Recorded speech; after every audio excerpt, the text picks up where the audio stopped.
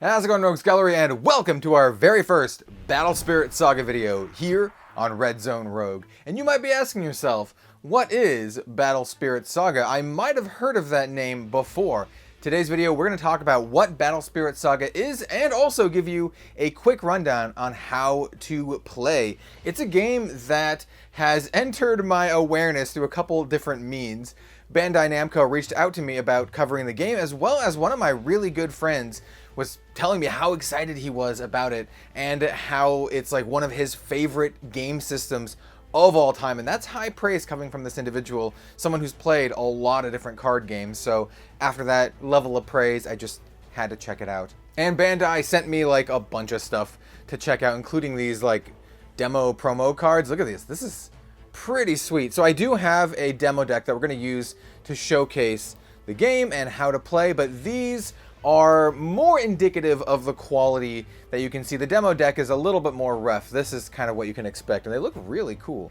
And as you can tell, you might be able to guess, this is a Japanese card game. It's been around for quite a while. There's over 60 sets, which is kind of a big deal. It's one of the more popular games in Japan, and it's now coming to the West, I do believe, for the second time. But there's a big difference this time. It's not just a one-to-one copy of the Japanese version.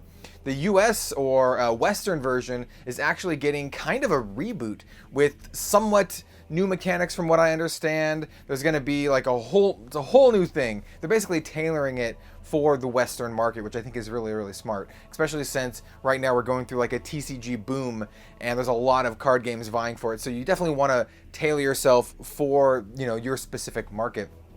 And not only that, they do have a very, very large focus on in-store and tournament play with a very, very large prize structure with like, I want to say like $1 million, tournament season. So it's a game that if you are a tournament grinder, if you're out there, trying to win tournaments, win money, this could be a really, really good game for you to follow. And me personally, I'm here just to see if the game is fun, if the game is like interesting and fun. And from what I've gathered, it is. And like I said, we're going to talk about that as we talk about how to play. There's some really interesting mechanics with the resource system, and the mulligan system is kind of cheeky. So I think there's a lot to be said and a lot to dive into here. And part of me talking to Bandai Namco is that they're going to be sending me some starter deck product and some booster box product. So when the set and the launch is officially here next year, I'll be covering it, here and there on the channel. They will have 4 starter decks launching, one for each of the colors, as well as like their booster set product. And like I said at the start, this is one of the most popular games in Japan, and the Japanese card market is very, very healthy. So that actually gives me a lot of hope and a lot of faith in the game, because if it's very, very big and very, very popular there, then it could also translate over here. So I know there's a lot of folks excited about this. I know that I have some interest in this and checking it out because, I love me some card games, and this one seems very interesting. And like I said, some very, very trusted friends of mine sing like the most praise for this as possible. So yeah, without further ado, let's get into the how to play. Check out some cards, check out what they look like in a little bit more detail, and show you how to play Battle Spirits Saga. It's kind of like a unit battler, similar to other card games, but it does, like I said, have these unique mechanics that I think make it interesting. Makes it very interesting. So let's check it out. All right, so let's start talking about Battle Spirits Saga. In case you're curious, these are those shiny cards up close, and I think this will be more indicative of the quality of the actual Battle Spirits cards, because the demo deck cards that I have are like very, very rough versions just for purely demo focuses. Even the official demo deck versions that will be at your LGS will be much higher quality. These are very, very rough early prints just to test the game out. So like I said, this is probably more indicative of the final quality. They look very nice. I do like the foiling, and I do like the texturing, which is really cool. A lot of Japanese card games have this awesome texturing, and they just feel really nice. This card is a magic card that is pretty interesting. It's called Strong Draw. It lets you draw cards or pump up one of your spirits. And there are 3 different main types of cards in Battle Spirit, so we'll talk about that first. So These are the three main types. The first one are your spirits. These are your units. These are probably the most important cards in any Battle Spirits deck. These are your frontline soldiers, how you deal damage, how you win the game. A very simple kind of card. This one's called Rain Needle. This is just one cost. So this number here is the cost. It's how many cores is required to play it. The little symbol next to it is actually the core reduction. So it's actually reduced by that amount for every symbol that you have on the field. So if you have a Rain Needle already on the field, to play a Rain Needle, it would be for free, more or less. We'll talk about that in just a second. But that's really cool. So the more of a type that you play, the more the game incentivizes you to play more, and it kind of like gets this big snowbally ramp effect. And your spirit also has various levels here, and we'll talk about the levels in just a second. You also have your magic cards, and these are one-use effects. Once again, the cost is in the top. We have cost reduction on magic cards as well.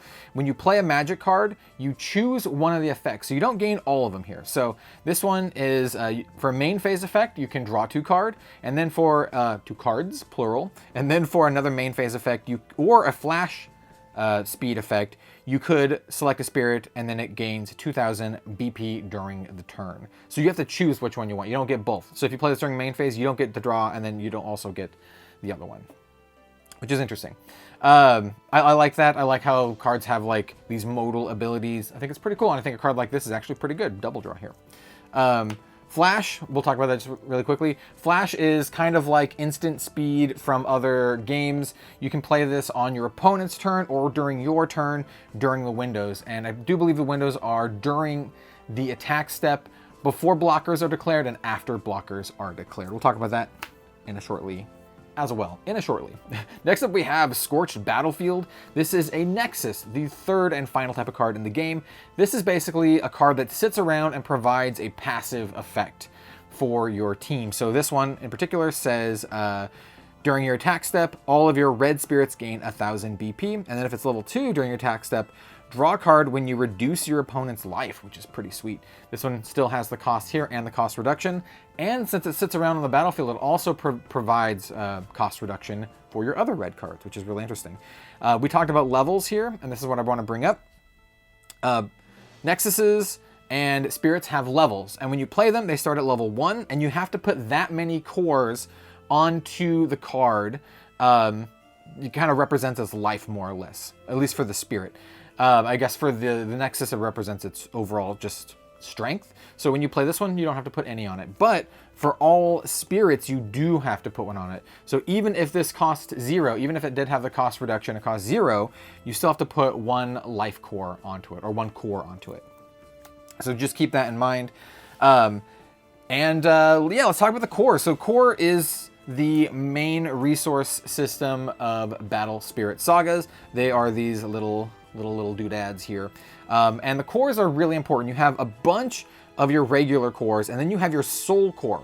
Each player has 1 soul core, and it provides various effects. It'll say on the cards what it does, but it's a very important one. You want to put this on, strategically use this. When you start the game, you actually get 3 regular cores and your soul core. So basically you get 4 resources to start the game, which is pretty sweet. So you don't just start with 0.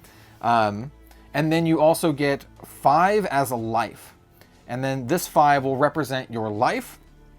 And as you take damage, this will go into your discard, and then you'll get those back at the start of your turn, which is great. So the more you take damage, the more you actually ramp. So it's this mechanic where, if you're far behind, you can actually come back, which is great. I love mechanics like that. I see that in a lot of Japanese card games. So when you start the game, you'll end up with something like this. You'll have 3 life cores, you have your soul core, or 3 resource ones. You have your soul core, which I realize that red here doesn't show up the best on a red playmat. But I wanted to get the red theme. Here. And then you have your 5 life cores. And when you start the game, you draw 4 cards. And so let's say we drew these ones and another card here. So you can mulligan. Basically, you get a free mulligan, sort of. So what you do to mulligan is you just put these on the bottom of your deck, and then you draw that many cards. And that's it. That's how you mulligan.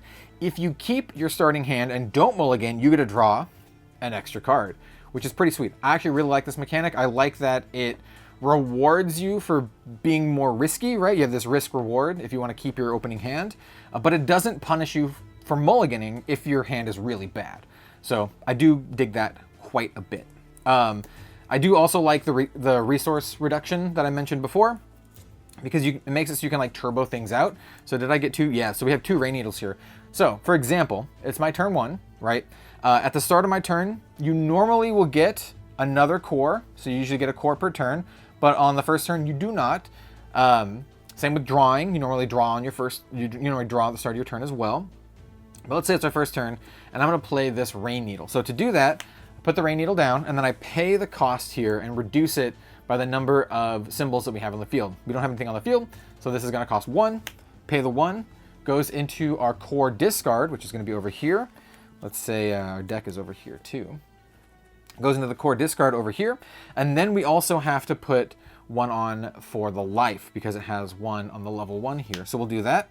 We'll put 1 on for the life. And then take a look at our hand. Like, oh, we have another rain needle. We can play this one for free because it has a cost reduction of 1, and we already have a 1 on the field.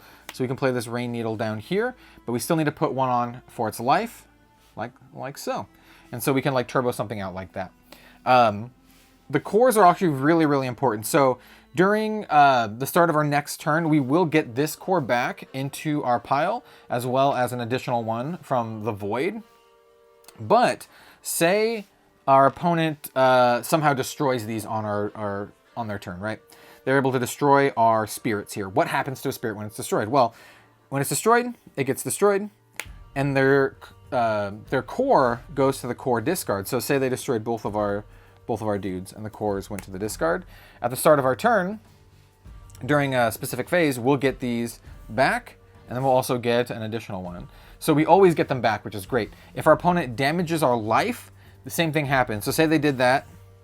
We'll rewind a little bit. Say they destroyed both of our guys. Say they had a great turn. They destroyed both of our guys, and they dealt us 1 damage. So we'll take 1 here, and we'll put it down here. And then we get all of them back. And like I said, this is a way that it actually ramps us. And then we get another 1 here. So that's great. I love it as kind of like this built-in like catch-up mechanic. There's also, let's talk about damage. Let's talk about damage in combat. So let's say I have this Moonbow Dragon, and then my opponent has this Rain Needle, and they're doing battle. The things that you need to pay attention to are the number of symbols down here, and then also their BP. So when they're actually doing head-to-head battle, you compare the BP, and the one with higher BP wins, the other one is destroyed. If they are even, they're both destroyed. If they deal damage to your opponent, if they're unblocked, they will deal damage equal to the number of symbols down here. So the Rain Needle will deal 1 point of life core damage to your opponent. What else? You also have levels. So during your turn, you can spend cores to level them up. To level your spirit up, you literally just put the amount of cores required here. So it has 1 on it already. In order to level it up, all I needed is to put 1 more on it, and now it has that new attack here, which in this case is 3,000. Some of them will gain additional benefits here. This is a very, very basic unit. Some of them will gain additional benefits as you put, cores on them and as they level up. So like this one, your big boy, the Imperial Thunder Dragon Siege Worm, starts out as 4,000. When it goes to 6,000, and then 9,000, and then it has an additional effect at level 3. Which says during your attack step, all your spirits with Awaken gain Confront, that's keywords, that's for a later date. And he also has a static effect here that says when this spirit attacks, your opponent must block if able, which is great. It's a continuous effect for all levels like that. And what else? Oh, we also have burst cards. So burst is another key mechanic of the game. During your turn, you can put 1 burst card face down on your field, and then you can play the burst card for free if its effects are, or if its requirements are met. So this one says, burst when an opponent destroys your spirit, then you can activate its burst effect for free, which is great, which then lets me destroy one of my opponent's spirits with 3,000 or fewer battle points, BP. You can also play this as a regular magic card for its main or flash effect, but to do so, you would have to actually pay for its cost. To do the burst cost, it's free. So that's another strategic element, playing your burst cards face down, kind of as traps, and then also holding on to certain cards for flash window timing. Like I said, the spells have the cost here. They also have the cost reduction, just like every other card does. Also, like I said, we have main phase and we have flash phase timing. So doing the timing, doing your burst effects is all kind of how you get a 1-over on your opponent. Other than that, it's just kind of like a pretty straightforward combat battler type game. When you attack with a spirit, you have to exhaust it, turning it sideways. To block, you also have to block or turn it sideways to block. So that's really important. There's another risk reward strategy here where, you know, if you just go all out and attack with your dudes, then you will not be able to block with them as well. It's the kind of game where you don't choose who to attack. You just say like, hey, I'm attacking you. And then your opponent decides whether they want to block or not. I think there's a little bit of strategy here where this one, I do like how it forces your opponent to block because it's so big, you might not want to waste your units just chump blocking it. You could be like, oh, I'll take the damage and then come back at you with a swarm because your guy's too big to fight. But this one forces them to block, forces them to get into the red zone. So yeah, this is kind of like a back and forth kind of game. The more you deal damage to your opponent, the more cores they get to use as resources. And they can play bigger, scarier things. They can turbo out dudes because they have that cost reduction. I'm really keen on playing with more advanced decks with the 4 starter decks here. And like I said, they do want to have a very, very robust tournament scene here in the West with a very, very large prize pool. So those of you out there who are interested in a card game that has, you know, actual tournament structure and prizing, this could be one for you, especially if you're into Japanese card games. And this one has pretty cool mechanics. Like I said, there are multiple different factions. This one obviously is the red one, very, very heavy on dragons. I know there's like mechs and it's very anime, right? There's mechs and dragons and angels and all that good stuff. So yeah, I highly recommend checking out Battle Spirits. They will have demo decks. I know your LGS can order demo decks as well. Any LGS that carries Bandai products like Digimon can do this. They have the starter decks coming out next year. I will be checking out the starter decks, kind of doing a little review on them, and possibly even checking out booster boxes next year.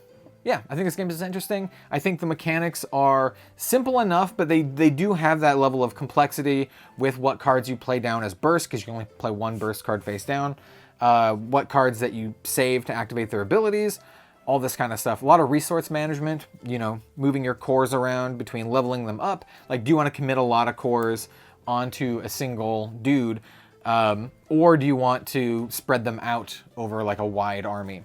It's up to you. And I think that's really where the game will shine strategically. So thank you so much for watching this. Definitely let me know what you think of Battle Spirit Saga down below. Like I said, this is just kind of like a rudimentary little demo deck.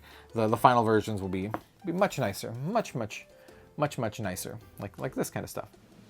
And yeah, very curious to know your thoughts. There's a lot of games coming out these days, but this is a game that, like I said, has been around for a while in Japan. There are over 60 sets. 60 sets, so this has some staying power. People really like the game, and that says a lot to me.